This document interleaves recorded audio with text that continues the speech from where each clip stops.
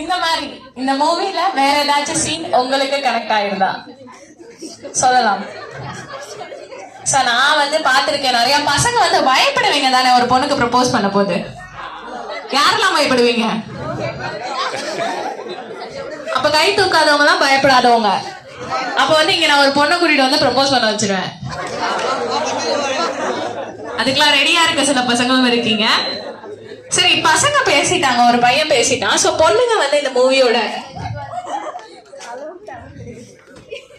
சரி சொல்லுங்க. இந்த கேங்ல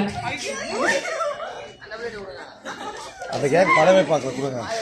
இவங்கெல்லாம் ஜாலியா ஏதோ இவங்களுக்குள்ள பேசிட்டு சம வைப்ல இருந்தாங்க. படமே பார்க்கல, நான் நோட் பண்ணிருக்கேன். உங்க காலேஜா மேடம்? இல்லையா, உங்க காலேஜ் இல்லையா? தேங்க்யூ. நைஸ். எத்தனை பேருக்கு தீனாவை பிடிக்கும்? தீனா காமெடி எத்தனை பேருக்கு பிடிச்சிருந்துச்சு இந்த படத்துல?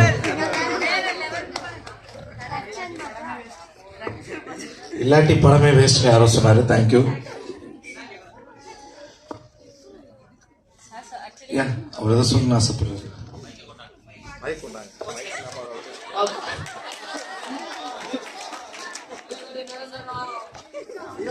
ஸோ ஹோலி கிராஸ் கல்லூரி விஸ்காம் டிபார்ட்மெண்ட் சார்பாக படக்குழுவினருக்கும் வாழ்த்துக்களை தெரிவித்துக் கொள்கிறோம். படம் வந்து முதல் ஆஃப் வந்து சில நிறைய விஷயங்களை கொஞ்சம் குறைச்சிருந்துருக்கலாம் அப்படிங்கிற ஒரு ஃபீல் இருந்தது. Second half okay. So Deena இல்லைன்னா அந்த லீட் லைன் போயிருக்காதோ அப்படிங்கிற ஒரு இதுவும் இருக்குது. மற்றபடி உங்களுடைய படப்பிடிப்பு தேர்ந்தெடுக்க இடம் எல்லாமே பாராட்டுக்குரியது. இந்த கான்செப்டை ஏன் எடுத்தீங்கன்னு இன்னும் படம் முடிச்சு கூட எனக்கு உண்மையாலும் தெரியல.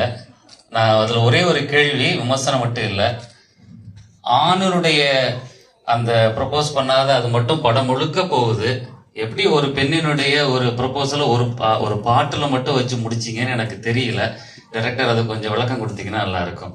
ஏன்னா இது இன்னும் அதை பாசிட்டிவாகவும் நான் பார்க்குறேன், வேறு விதமாக பார்க்குறேன். என்ன அப்படின்னா, இன்றும் கூட வெளிப்படுத்த அல்லது இன்றும் கூட ப்ரப்போஸ் பண்ண முன் வருகிற ஆண்களை விட பெண்களுக்கான சூழல் இன்னும் இல்லாம தான் இருக்குதோங்கிறத திரும்பவும் நீங்க வலியுறுத்துறீங்களாங்கிற ஒரு கேள்வி இருக்குது. நீங்க எந்த அடிப்படையில் இதை பாக்குறீங்கன்னு கொஞ்சம் சொல்லுங்க.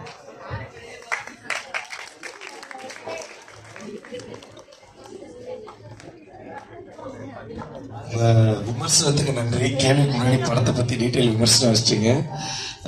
இது வந்து ஆண் பெண் இதை வந்து எக்ஸ்பிரஸ் பண்ண முடியுமா முடியாதான்னு கிடையாது. ஒரு ஆணோட பெர்ஸ்பெக்டிவ்ல போயிட்டு இருக்கு. அவனுக்கு அந்த பெண்ணுக்குள்ள இப்படி ஒரு பெர்ஸ்பெக்டிவ் இருக்கு கடைசி வரைக்கும் தெரியல. அவனுக்கு தெரியாத ஒரு விஷயம் தான் ஆடியன்ஸ்க்கும் கடைசி வரைக்கும் தெரியாமலே அதை மெயின்டைன் பண்ணிட்டு இருந்தோம். ஆனா அதுலயும் அந்த ஹீரோக்கு தெரியறதுக்கு முன்னாடி அந்த பொண்ணுக்கு தெரிஞ்சிருச்சு. எத்தனை பேர் அந்த வானிலை சாங்கோட லிரிக்ஸ் வந்து ரொம்ப உன்னிப்பா கவனிச்சிங்கன்னு தெரியல. அது கவிஞர் தாமரை எழுதியிருக்காங்க. அந்த லிரிக்ஸ் உன்னிப்பா கவனிச்சிங்கன்னா அந்த பொண்ணோட அந்த ஏக்கம், அதுக்குள்ள என்ன அவங்க சொல்ல வராங்க அப்படின்றது புரியும். இதெல்லாம் தாண்டி ஃபர்ஸ்ட் சாரலாகின்ற மனைன்னு ஒரு சாங் வரும் பாருங்க, அவர் நோட்டீஸ் பண்ணிருக்காரு.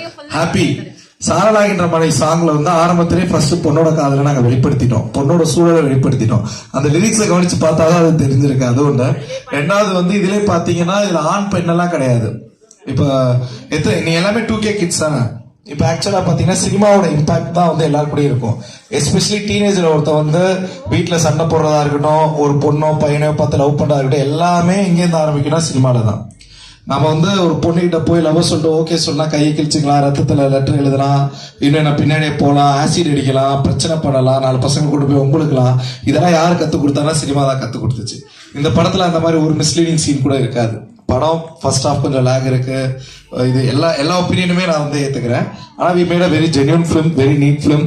படத்துல வந்து ஒரு யூத்கான ஃபிலிம்ல தண்ணி அடிக்கிற மாதிரி தம் அடிக்கிற மாதிரி சீன் இருக்காது.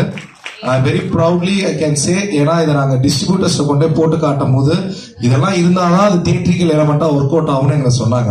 நாங்கள் வந்து அப்படிதான் தியேட்ரிக்கல் எலிமெண்டா ஒர்க் அவுட் ஆகணும்னா ஆகவே வேணாம் அப்படின்னு we went ahead and released on our own. இன்னொன்று பார்த்தீங்கன்னா எத்தனை பேருக்கு அந்த யோகி கேரக்டர், ரயில்வே ஸ்டேஷன் கேரக்டர் பிடிச்சிருந்துச்சு? அது வந்து நான் மெனக்கெட்டு வச்சதுக்கு காரணம் என்னன்னா 2K கிட்ஸ் அப்படின்னாலே அவங்க ரொம்ப இழிவுபடுத்தி தான் சோஷியல் மீடியால போஸ்ட் எல்லாம் வரும். 90s கிட்ஸ்னா ரொம்ப ஜென்யூன் மாதிரியும் 2K கிட்ஸ்னா வந்து அவங்களாம் ரொம்ப அவங்களுக்குன்னு ஒரு உணர்வு இல்லை, அவங்களுக்குன்னு ஒரு அன்பு இல்லை, அவங்களுக்குன்னு ஒரு எதுவுமே இல்லை அப்படின்ற மாதிரி வந்து ஒரு விஷயம் இருக்கும் இல்லையா. அதனாலதான் ஒரு 2K கிட் அவனுக்கு அந்த மாதிரி ஒரு உணர்வு வரும்போது எப்படி அதை வெளிப்படுத்தணும். ஒருத்தனுக்கு ஒரு பொண்ணை பிடிச்சிருக்கோ இல்லை ஒரு பொண்ணுக்கு ஒரு பையனை பிடிச்சிருக்குன்னு சொல்றதுக்கும் உரிமை இருக்கு. அதே நேரத்தில் அதை நோட் சொல்றதுக்கும் அவங்களுக்கு உரிமை இருக்கு, இல்லை வேண்டாம், இட்ஸ் டிபெண்ட்ஸ். ஸோ அதை வந்து ஒரு 2K கிட் வாயில அந்த மாதிரி ஒரு விஷயத்தையும் வைக்கணும்னு நாங்கள் இந்த படத்தில் வச்சிருந்தோம். So I really very proud of you things. Yeah, நீங்க மைக்கே வேணாம், அங்கேருந்து கத்தலாம்.